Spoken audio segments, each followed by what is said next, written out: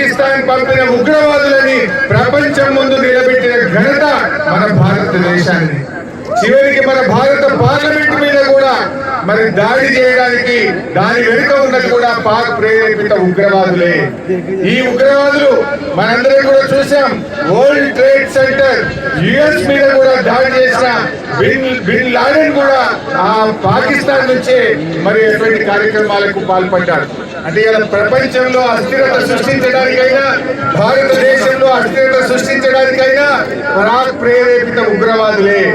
ఇక దేనికైనా సహనానికి ఓపికకు ఒక హద్దు ఉంటది. చాలా సంవత్సరాలు చూసాం. మొన్న పహల్గామ్ లో 26 మంది అమాయకుల మీద విచ్చలవిడిగా దాడి చేసి చంపడం ఈ దేశ ప్రజల మనసు కలిసివేసింది. అంతేకాకుండా వాళ్ళు మతం పేరిట ప్రజల్ని అడుగుతూ చంపడం అనేది ఈ దేశ ప్రజల మనసును కలిసివేసింది. అందుకే ఈరోజు భారతదేశం ఆ ఉగ్రవాదులను తులముట్టించడానికి శాశ్వతంగా ఈ పాకిస్తాన్ నుంచి భారతదేశం మీద జరుగుతున్న దాడిని ఒక పరిష్కారం చూపడం కోసం ఇవాళ ఉగ్రవాదుల మీద భారతదేశం దాడి చేస్తూ వచ్చింది. ఎన్ని ప్రయత్నాలు చేసినా మన భారత సైన్యం అద్భుతంగా పోరాటం చేస్తూ పాక్ యొక్క కుట్రలను ఎప్పటికప్పుడు కూడా వాటిని ఛేదిస్తూ ఇలా ఉక్కిరి బిక్కిరి చేస్తా ఉంది పాకిస్తాన్.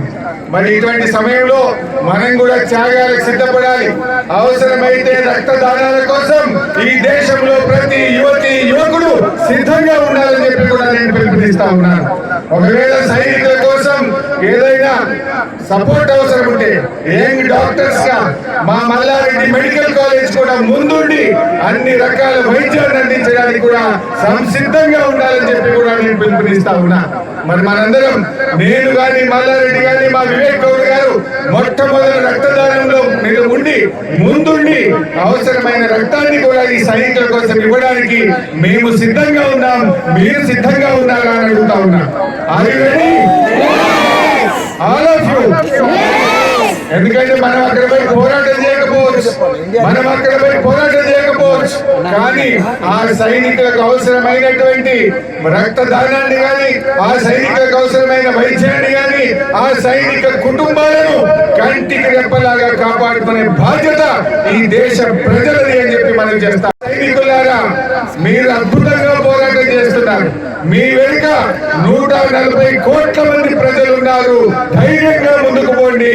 మీ ధైర్యమే మాకు శక్తి, మీ నిబద్ధతలే మా అందరికీ గర్వకారణం, మీ యొక్క పోరాటం మా అందరికీ స్ఫూర్తి అని చెప్పి జై భారత్.